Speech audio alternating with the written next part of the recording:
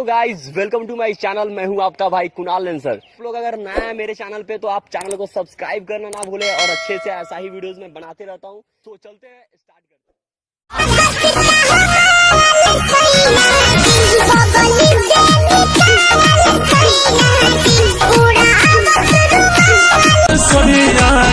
बहत्तर गोली होइया डोले नदिया के